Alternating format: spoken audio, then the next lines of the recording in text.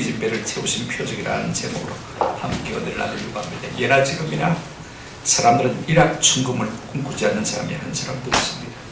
그 중에 대표적인 방법이 뭘까요? 뻥튀기가 아닐까 하는 생각이 들어집니다. 제가 어린 시절 난장에 갔다가 이 쌀, 보리, 옥수수를 뻥튀기는 모습을 보고 아주 넋을 잃고 바라본 적이 있습니다. 아마 사람들은 늙어 죽을 때까지 내 가진 것에 100배, 1000배가 뻥튀겨진 형제를 꿈꿀 것 같아요. 내 가진 돈, 내 가진 주식, 내 가진 땅, 내 가진 재능에 100배, 1000배가 부풀어진다면요, 우리가 우리의 삶 속에 기적을 경험할 수밖에 없는 것이지요. 근데 오늘 본문을 보게 되지면요, 가진 것에 적어도 2만 배가 넘는 뻥튀기의 기적이 일어난 것을 볼 수가 있습니다. 예수님께서 한 아이가 가져온 도시락 보리떡 5개와 물고기 2마리를 손에 들고 하늘을 불러 축사하시고 감사하시고 기도하시고 나누어 주셔서 남자 장정만 5,000명이니까 여자와 아이들까지 하면 한 2만 명이 될 거예요.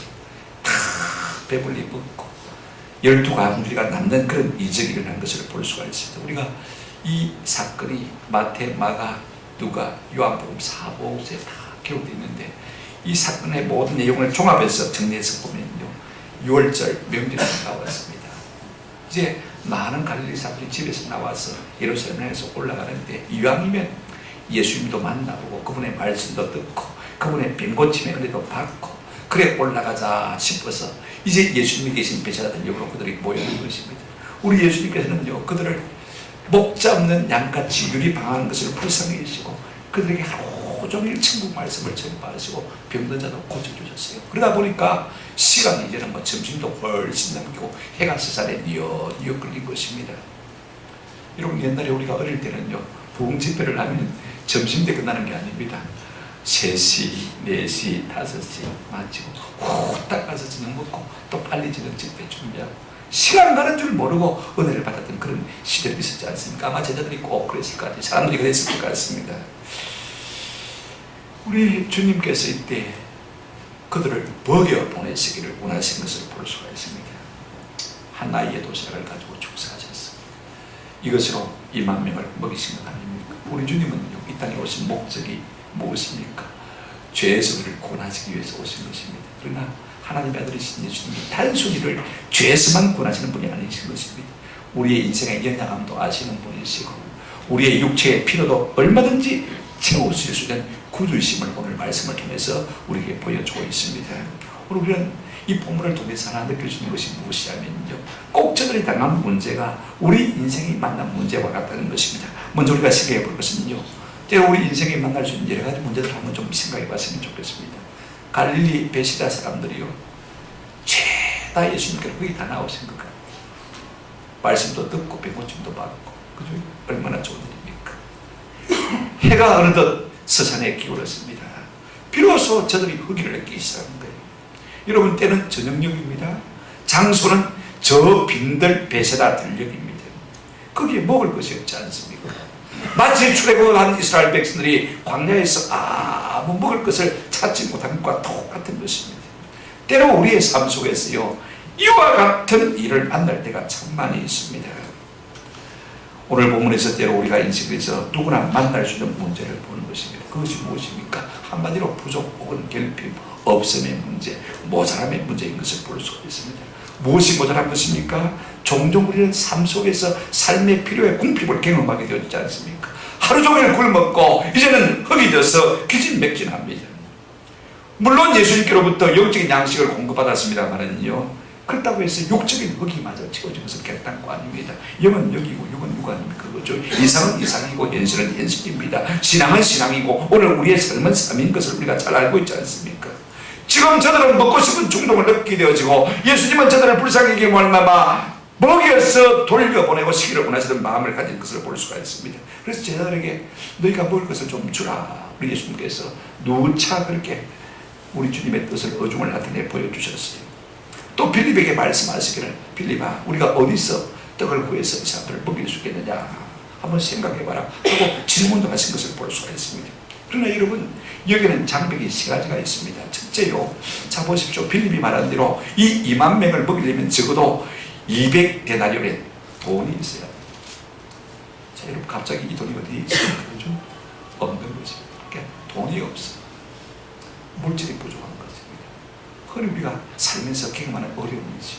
그런가 하면요, 돈이 있다 한들 여러분 때가 어느 때입니까? 저녁 때입니다. 그죠? 2만 명의 식사를 어디서 한꺼번에 공급할 수가 있습니까? 할 수가 없는 거예요. 이런 시간조차 못하는 것을 볼 수가 있습니다. 여러분 보십시오. 일하 증거면서도요, 시간이 없으면 우리가 아무것도 할 수가 없습니다. 그런다면 지금 여기가 또 빈들입니다. 보십시오. 돈이 있고 시간이 있다 할지라도 여기에 무슨 밥 공장이 있습니까? 슈퍼대행 슈퍼마켓이 있습니까? 어디서 2만 명의 먹을거리를 살 수가 있습니까? 공급할 수가 있습니까? 여러분, 능력의 문제가 여기서 대두되는 것을 우리가 볼 수가 있습니다. 무슨 수로 2만 명이 먹을 것을 공급하는 것입니까? 저기 메가마트 간들요, 가능하겠습니까? 아마 2만 명 붙지 다 못 살 거예요. 우리가 살면서 이렇게 물질의 문제, 시간의 문제, 또 능력의 문제에 부딪혀서 옴짝달싹할 수 없는 그런 사면초가의 위기를 만날 때가 있습니다. 돈이 있는 것도 아니고, 그렇다고 시간이 넉넉한 것도 아니고, 그렇다고 해서 우리에게 무슨 실력이나 능력이 있는 것도 아닌 그런 참 힘든 삶을 우리가 종종 경험할 때가 있습니다. 어디를 보아도 답이 보이지 않을 때가 있습니다. 그때마다 우리 인생은 뭘 느끼는 것입니까? 결국 인생은 마음에는 원이지만 육신은 뭡니까? 약하다. 살면서 여러분 이런 느낌을 가질 때가 종종 있지 않습니까? 저는 때마다 일마다 경험돼요. 이것이 우리 인생의 한계인 것입니다. 그럴 때 우리가 어떻게 하면 좋겠는가? 또 우리는 한 가지 더 문제를 발견하게 되었습니다. 살면서 종종 물질, 시간, 능력도 부족하지만요, 이런 것을 좀 극복할 수 있는 믿음도 부족하다는 사실을 깨닫게 되어져요. 결국 우리 인생의 문제가요, 물질, 시간, 능력의 문제 아닙니까? 이것의 부족도 부족이지만은 믿음의 부족도 가장 큰 부족인 것입니다. 이것도 큰 문제예요. 우리 예수님은요, 제자들의 어려움을 당할 때마다 믿음 없음을 책망하신 것을 볼 수가 있어요. 심지어는 마가복음 9장 23절에 보시면 예수께서 이르시되 할 수 있거든이 무슨 말이냐? 믿는 자에게는 능히 하지 못할 일이 있다 없다? 없다. 그러니까 믿음이 없어서 내가 이 고통을 당한다, 고난을 당한다, 이 문제에 봉착해 있다. 우리 주님께서 믿음 없음을 자꾸 책망하신 것을 볼 수가 있습니다. 이처럼요, 우리가 평소에는 믿음이 좀 있는 것 같지만은요, 막상 내가 문제를 만나게 되어지면요, 있는 믿음마저도 사라지고 없는 경우가 많이 있는 것입니다. 사람들은 현실과 기대 사이에서 믿음을 발휘하기보다는 주로 현실적으로 많이 기울어지는 것을 볼 수가 있습니다. 이제 우리가 두 사람의 제자야를 앞에 놓고요, 우리의 모습도 한번 비춰보고 반영해 봤으면 참 좋겠다 싶어요.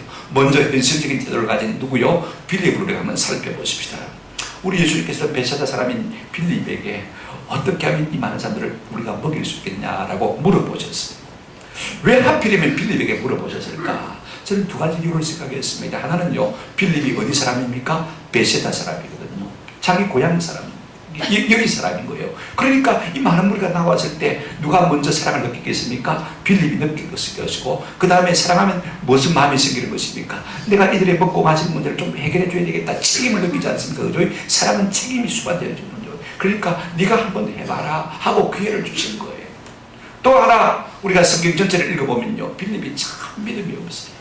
내가 꼭 눈으로 봐야만 믿겠다고 하는 사람이 빌립인 것을 볼 수가 있어요. 평소에 우리 예수님은 빌립이 믿음이 좀 부족하다고 생각했던 것 같아요. 그래서 이 사건을 통해서 빌립, 네가 좀 믿음을 가졌으면 좋겠다, 이런 바람을 가지고 있는 것이 아닌가 생각을 하게 되어집니다. 그런데 아니나 다를까 빌립이 뭐라고 대답합니까? 보십시오. 7절을 보시기 바랍니다. 빌립이 대답하되 각 사람으로 조금씩 받게 할지라도 조금씩 나눠줘도 얼마의 돈이 필요하다고요? 200데나리온의 떡이 말이다 부족하리이다. 여러분, 빌립은 계산이 아주 빠른 사람입니다. 아주 현실적인 감각이 뛰어난 사람입니다.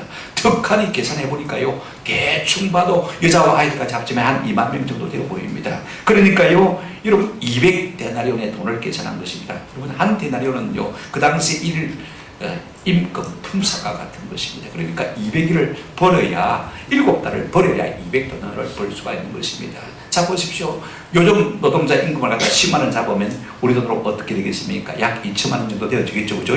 자, 2만 명이니까요, 떡하니 계산이 나온 것을 볼 수가 있습니다. 우리 교회 평균적으로 말입니다, 1인당 2,000원 꼴 식사를 합니다, 그죠? 한 200명 먹으니까, 그죠?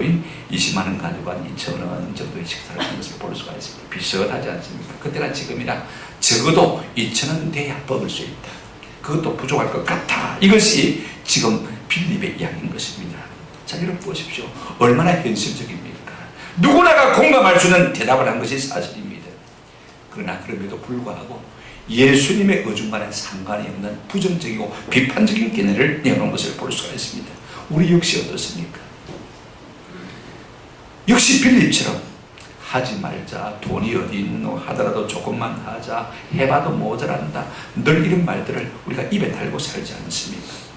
그러나 이것이 우리가 문제를 만났을 때의 정답은 아닌 것입니다.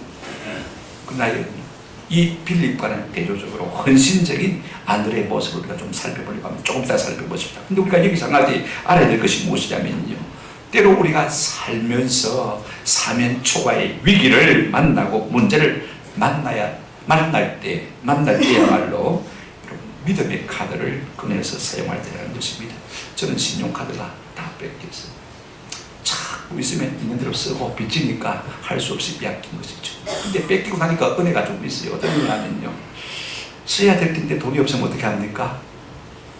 주님 좀 주셔야 되겠는데요. 좀 주셔야 되겠는데. 그래서 많은 문제가 해결되었어요. 여러분, 우리가 신용카드를 쉽게 쓰면요, 믿음을 발휘합니까? 안 합니까?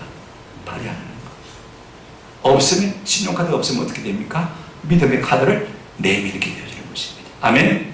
저는 우리의 삶 속에서 어려움을 만날 때마다 믿음의 카드를 내밀 수 있는 그런 은혜가 있기를 주님의 이름으로 축원합니다. 좀 믿음을 나타내 보이는 이 일에 우리가 좀 앞장섰으면 좋겠다 하는 이야기인 것입니다. 두 번째로 우리 예수님께서 하신 표적의 과정을 좀 살펴보십시다.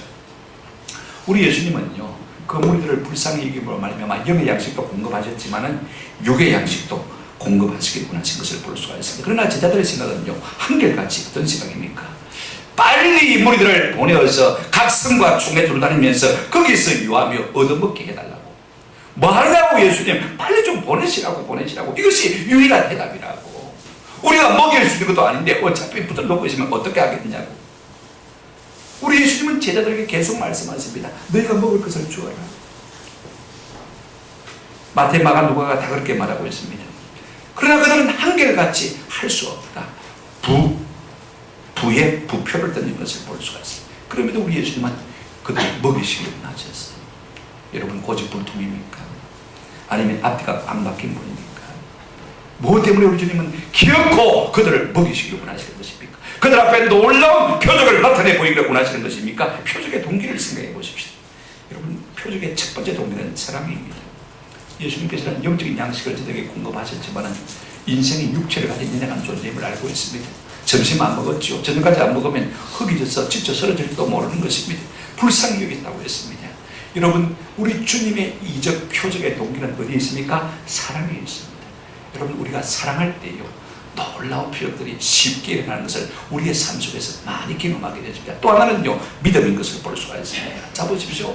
이 일을 통해서 우리 예수님은 하나님의 아들이신 것을 나타내 보이고 믿음 없는 제자들로 하여금 믿음을 갖게 하시기를 원하고, 저들이 예수를 믿어 구주로 믿어 구원에 이르기를 원하시는 것을 볼 수가 있습니다. 여러분, 5절 6절을 보시길 바랍니다. 예수께서 눈을 들어 큰 무리가 자기에게로 오는 것을 보시고 빌립에게 이르시되 우리가 어디서 떡을 사서 이 사람들을 먹이겠느냐 하시니, 6절 보시면 이렇게 말씀하시면 친히 어떻게 하실지를 아시고 빌립을 뭐 하셨다고요? 시험하십니다. 어떤 시험입니까?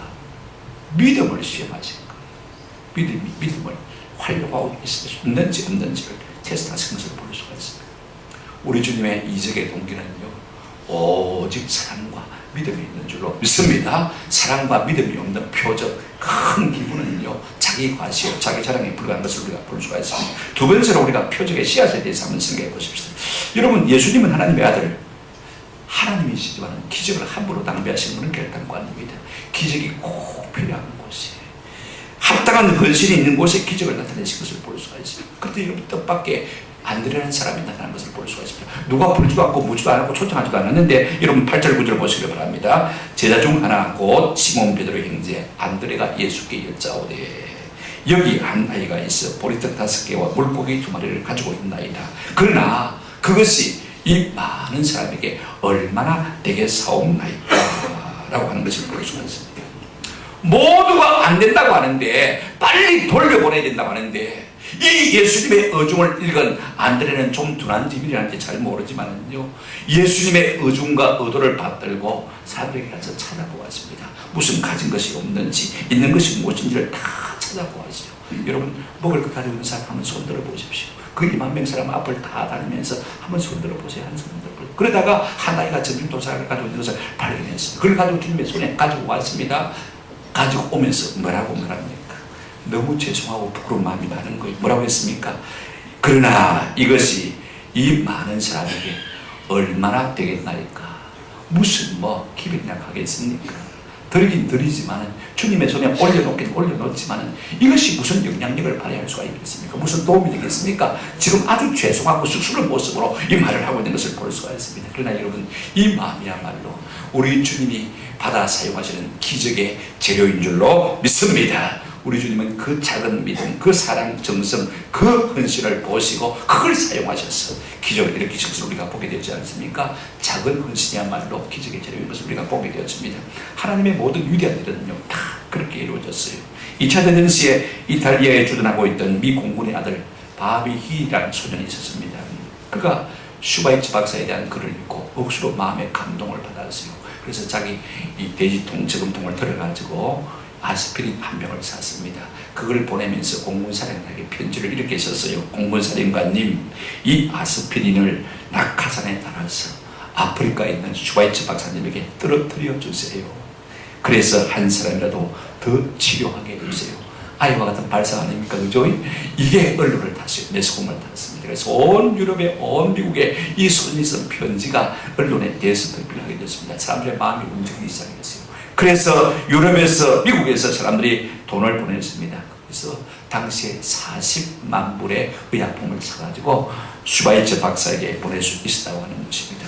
여러분, 하나의 조그만 저금통 아스피린 한 병이요, 40만 불어치의 의약품을 몰고 온 것을 볼 수가 있습니다. 이처럼 이 기적은 작은 헌신이 있는 곳에서 일어나는 것을 볼 수가 있습니다. 세 번째로 여러분, 표적의 과정을 좀 생각해 보십시다. 우리 주님께서는 어떤 과정을 통해서 이 표적을 나타내 보이시는가? 거꾸로 우리 속에서 생각하면요, 우리는 어떻게 하면 이 주님의 표적을 경험할 수 있겠느냐 하는 문제가 될 수 있겠죠.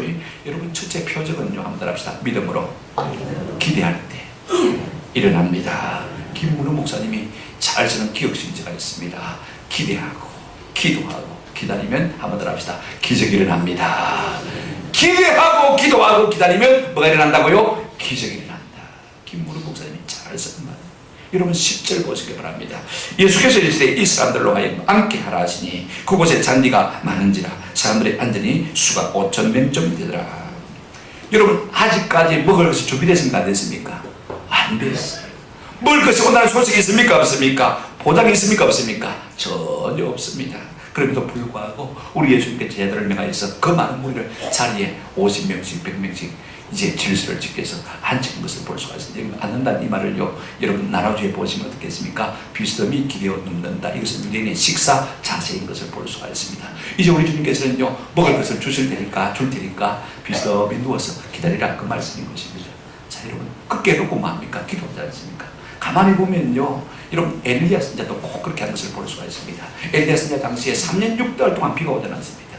이제 그가 기도를 통해서 하나님 앞에 비를 강구하려고 지금 나아가는 참입니다. 그런데 여러분, 기도하기 전에 먼저 열왕기상 18장 41절 보시면 이런 말씀이 있습니다. 엘리야가 아합에게 이르되 올라가서 먹고 마시소서. 한번 더 합시다. 큰 비소리가 있나이다. 아직까지 기도하기도 전인데 큰 비소리가 있다.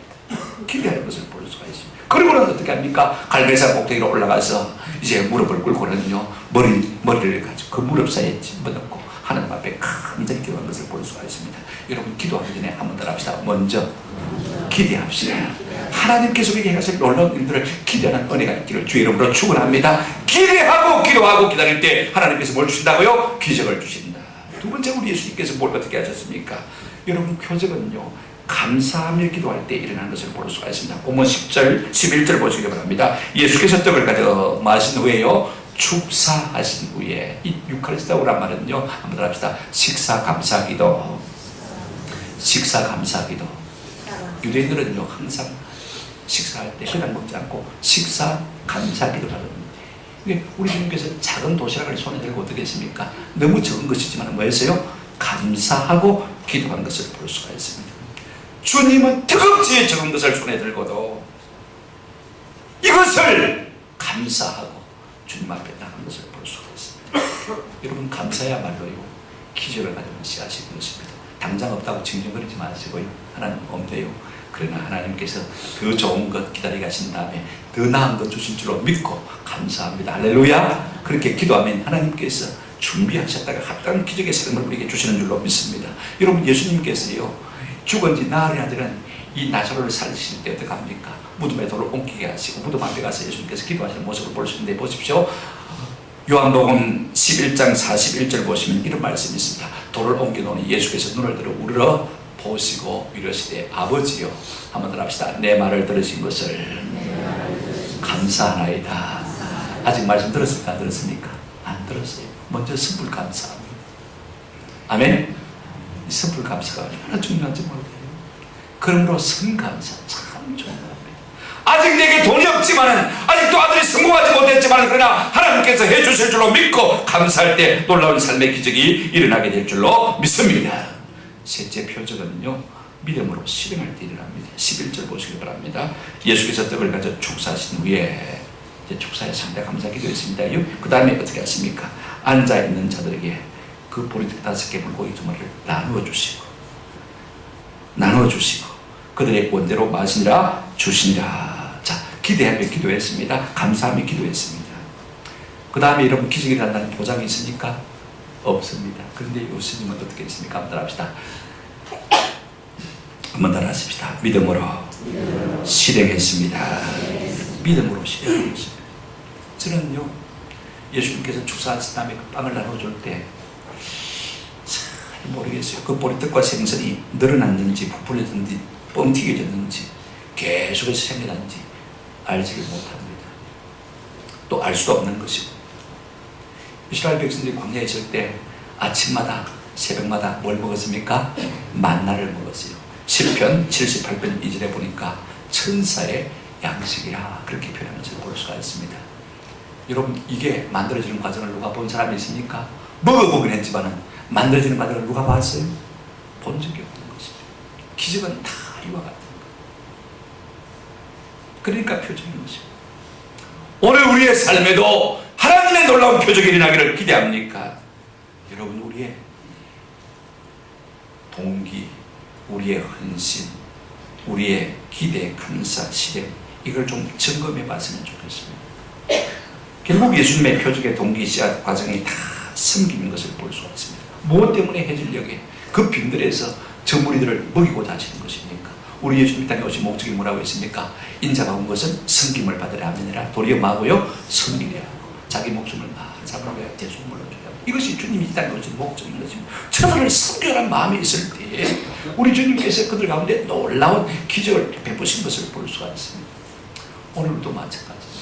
무슨 일이든지요, 안 하려고 그러면 기적이 없습니다. 그러나 내가 주의 백성들을 섬기려고 하면요, 우리 가운데 지극히 작은 한 사람을 섬기려고 하면요, 반드시 하나님께서 우리의 삶에 기적을 허락해 주실 줄로 믿습니다. 이 같은 은혜가 있기를 주님의 이름으로 축원합니다. 세 번째, 예수님께서 행하신 표적의 결과를 좀 생각해 보십시오. 우리 주님은 저들의 행편과 처지를 다 아셨어요. 여러분, 히브리서 2장 18절에 그가 시험을 받아 고난을 당하셨은즉 시험 받는 자들을 능히 마실 수 있다고요? 도우실 수 있다. 우리 주님은 40일 동안 광야에 있어요. 금식해 보셨어요. 배고픈 자의 고통을 충분히 압니다. 그리고 그 문제를 해결할 수 있는 능력을 가지신 것을 볼 수가 있습니다. 제가 우리 아이들을 만나면 제일 먼저 하는 말이 뭐냐면요, 밥 먹었나? 우리 아이들은 참 그걸 싫어해요. 저는 7년 동안요, 먹는 것보다 굶는 적이 더 많았거든요. 신학교 7년 다닐 때 먹는 수보다도 굶는 수가 훨씬 더 많았습니다. 그때 이 배고픔에 서로 배고픔의 고통, 아픔을 잘 알아요. 그래서 우리 아이들한테 밥 먹었나 물어보면요, 아빠는 똑같은 말 한다고 얼마나 싫어하는지 몰라요. 저는 안 굶어봤거든요. 굶어본 사람의 서러움을 잘 모르거든요. 내 몸의 약함을 아시며 못 고칠 질병이 아주 없니. 우리가 몸이 아파서 이 찬송을 부르면요, 얼마나 은혜가 되는지 몰라요. 우리 주님은 우리의 모든 행편과 처지를 아시며 너희 동정하시며 위로하실 수 있는 주님이신 줄로 믿습니다. 이 모든 문제를 해결해 주는 주님이신 것입니다. 어떻게 주님의 표적이 나타났습니까? 첫째로 보리떡 5개와 물고기 2마리로 5,000명, 여자와 아이들까지 2만 명 이상이 다 먹은 것을 우리가 볼 수가 있습니다. 여러분, 어떻게 조만한 아이 도시락 보리떡 5개와 생선 2마리, 여러분, 이 생선 낸 것은요, 익투스가 아니고 옵사리온입니다. 그냥 송사리라고 생각하시면 돼요. 옵스란 말은요, 지소사, 가장 작은 것에 대한 전치사입니다. 작고 작다 작다 표현할 때 앞에 이 옵스를 붙여가지고 작다는 표현을 합니다만은요, 가장 작은 송사리 같은 아마 피레미 같은 물고기 같을 거예요. 아니면 생선토막 같을 거예요. 이 작은 것이 어떻게 2만 명을 가지고 먹고 남을 수가 있느냐. 그럼 마태, 마가, 누가는요, 어떻게 이것이 변화되어서 2만 명이 먹었는지에 대해서 함구하는 것을 볼 수가 있습니다. 사실 그들도 모르는 것이죠. 사람의 군기를 2대를 가지고 어떻게 알겠습니까? 그러나 한 가지 정직한 것은 있어요. 그들은요, 기적이 없는 곳에 기적이 있다고 말하지 않냐고, 기적이 있는 곳에 기적이 없다고 말하지 않는 정직한 모습을 보여주고 있는 것을 볼 수가 있습니다. 여러분, 우리 하나님은요, 출애굽한 이스라엘 백성들을 광야에서 몇 년 동안 먹였습니까? 40년 동안. 뭘 통해서요? 만나를 통해서, 천사의 음성을 통해서 그들을 먹이신 것을 볼 수가 있습니다. 여러분, 목마를 때 반석에서 샘이 들리게 하셔서 그들을 마시게 한 것을 볼 수가 있습니다. 또 하나 우리가 잘 모르는 기적이 있습니다. 그 40년 동안 어떻게 했습니까? 어복이 어떻게 하지 않냐고요? 헤어지지 않냐고. 그 다음에 신발이 떨어지지 않았다. 여러분, 이것은 자연법칙을 초월하는 것입니다. 한번 생각해 보십시오. 아무리 좋은 모종물도요, 햇볕에 일주일 바닥 들어놓으면 바삭바삭 삭아서 떨어지는 것입니다. 이것이 자연의 힘이에요. 여러분, 그 모래바닥, 그 사막에 신발이 안 떨어질 리가 만무하지 않습니까? 그죠? 생각해 보십시오. 그런데 40년 동안 하나님께서 그 의복과 신발이 헤어지지 않도록 권고하셨다. 자연법칙을 초월하는 것을 볼 수가 있습니다.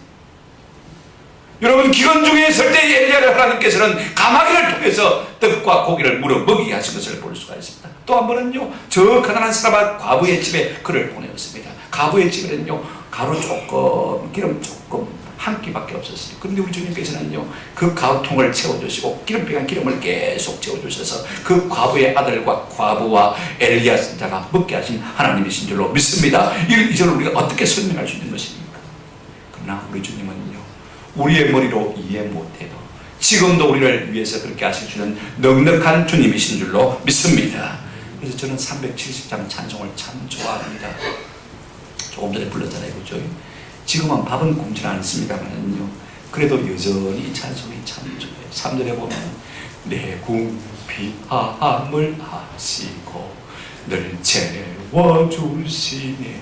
혼자 굶는 것은 별로 그래도 이겨낼 수 있어요. 제가 우리 호원이 큰애가 첫 돌이 됐는데요, 10월 1일입니다. 양식이 없어. 돌인데 세상에 먹을 것이 없더라고요. 저야 분에 가서 식당에 가서 짬밥 먹으면 되는데, 그죠? 우리 집사람하고 아는 뭐 먹습니까? 그죠? 그래 새벽기도 마치고 실컷 울다가 집에 올라왔는데, 올라오자마자 위병수에서 전화가 왔어요. 목사님, 빨리 집 차가지고 내려오십시오 그러더라고. 와, 그랬더니 어떤 분이 쌀을 한 가마리 가져왔대요. 싣고 가져가시대요. 여러분, 우리 교회 뭐 구린교회 쌀 가져오실 분 없잖아요. 그런데 구린교회인데도 불구하고 민간인 집사님이 한 분 나오신 분이 계셨는데, 조생도 배를 심어가지고 10월 1일인데 벌써 타작을 해가 방아를 찍어가지고, 그래도 목사님 먼저 드시게 되겠다 싶어서 위병수를 가지고 온 거예요. 들어올 수가 없으니까 제가 가서 받았죠. 제가 그때부터 이 찬송을 좋아하게 됐어요. 내 궁핍함을 아시고 늘 채워주시니. 지금은 밥은 굶지 않습니다만은요, 그러나 때때로 우리가 필요할 때가 참 있습니다. 그럴 때마다 우리 주님은요, 희귀한 방법으로 채워주시는 좋으신 하나님이신 줄로 믿습니다. 이처럼 해질녘, 페시라 들녘에 흑기진 사람들을 우리 주님이 먹이셨듯이 말입니다. 오늘 우리의 삶 가운데도 얼마든지 이와 같은 기적을 베푸시는 주님이신 줄로 믿습니다. 그것으로 여러분 5,000명 이상 2만 명이 먹고, 여러분 오늘 성경에 보니까 얼마나 남았다고 했습니까? 12강들이나 남았다. 13절 보십시오. 이에 그들이 보리떡 5개로 먹고 남은 조각이 얼마 됩니까? 12바구니. 모자라지 않고 남을 정도로 넉넉했다는 말씀인 것입니다. 빌립은 20만 원의 돈도 부족할 것이라고 했지만요, 우리 주님은 능력의 주님이십니다. 돈 하나 들이지 않고도 그 2만 명을 다 먹이신 것을 볼 수가 있습니다. 넉넉하게 먹이시고 남음이 있는 것을 볼 수가 있어요. 요한복음 10장 10절, 우리 주님이 유명한 말씀하지 않습니까? 내가 온 것은 양으로 생명을 얻게 하고 생명을 얻게 하는 것으로 그치지 않습니다. 그 다음에 뭐라고 했습니까? 더 풍성히 얻게 하려 하십니다. 할렐루야. 재치하는 하나님이십니다. 더 넘치도록 능히 하실 우리 주님이신 줄로 믿습니다. 그러나 우리 주님은 12절에 이렇게 말씀하고 있는 것을 볼 수가 있습니다. 그들이 배부른 후에 예수께서 제자들에게 이르시되 남은 조각을 거두고 버리는 것이 없게 하라. 우리 주님은 어떤 기적도 낭비되는 것을 원치 않은 것을 볼 수가 있습니다. 그죠? 또 이걸 가지고 우리가 주님의 기적을 증가할 수 있지 않습니까? 봐라. 이게 우리 주님께서 먹이고 남은 것이다. 주님의 살아계심을 증가할 수 있지 않습니까? 오늘 우리의 삶의 파편들을 가지고 우리 주님의 살아계심을 증거하고 증언할 수 있는 저와 여러분 되시기를 주님의 이름으로 축원합니다. 아멘. 말씀을 맺습니다. 우리 주님이 원하시면요, 오늘도 우리의 삶에 기적이 일어날 줄로 믿습니다. 우리에게는 기적이지만 주님에게는 얼마든지 일상인 것이 기적인 것입니다. 그러므로 저는 우리 교회가 우리 성도들이 일마다 때마다 좀 주님의 기적을 체험하고 살아갔으면 참 좋겠다. 어제 제가 설교 준비를 하다가 책을 읽는데 어떤 여성도 56세 된 성도입니다만은 간증에 실려있어서 이야 참 이거 기가 차다 싶어서 여러분에게 좀 인용해 드립니다. 56세 된 성도인데 뭐 그렇게 믿음이 깊지 않은 초신자예요. 아침에 주일 아침에 교회 안 빠지고 나오긴 합니다만은요, 아침에 찬송하고 기도하는 것이 부담스러워서 딱 설교 시간 맞춰서 오는 거예요. 그러니까 예배 시간 20분 지나서 빨리 올 수 있음에도 불구하고 20분 지나서 예배에 참석하는 거예요. 그리고는 축도 마치기 전에 빨리 가버리는 것입니다. 해가 바뀌면서 이분이 마음에 그런 생각이 들었어요. 내가 예배를 이렇게 들어서 평생 내가 소리다 생각을 하고 좀 빨리 가자. 부담이 되더라도 빨리 가자. 그래서 거꾸로 이제는 예배 20분 전에 왔습니다. 20분 전에 와서 기도하고 준비하고 찬송하면서 설교를 들으니까요, 더 은혜가 되는 것 같아요. 아, 진작 내가 이렇게 해야 되는데 잘못했구나. 하나님 감사합니다. 깨닫게 해주셔서 감사합니다. 그러기를 몇 주 지났어요. 그날도 일찍 오느라고 돋보기를 놓치고 그냥 왔습니다. 그래서 교육자들에게 남은 돋보기가 없느냐 물어보니까 없대요. 남는 것이 없대요. 그래서 앉아서 기도합니다. 하나님, 저는 돋보기가 없으면 성경 찬송 하나도 볼 수가 없어요. 아시잖아요. 하나님 좀 도와주세요. 어떻게 좀 해주세요. 간절히 기도했습니다. 그리고 예배를 드리는데요, 거짓말같이 성경 찬송이 크게 보이기 시작하더니 조금 있으니까 아주 선명하게 돋보기를 쓴 것보다도 더 확실하게 보이더라고요. 나중에는요, 주보에 그 깨알 같은 글씨마저도 이렇게 되더라고요. 할렐루야. 아, 이런 기적도 있구나. 이 자매님이 체험한 것을 한적으로 써놓은 것을 제가 읽어보았습니다. 여러분, 우리가 이처럼 기적을 체험하려면요, 우리 주님의 뜻에 동의하는 것이 참 좋을 것 같아요. 주님은 먹이시고 하는데 다른 제자들은 한결같이 뭐라고 합니까? 안 된다, 부족하다. 그러나 빌립은, 안드레는 어떻게 했습니까? 주님의 의도를 알고 다 찾아나섰어요. 여러분, 우리가 믿음으로 기적의 씨앗을 주님 앞에 올려드리는 것 참 중요합니다.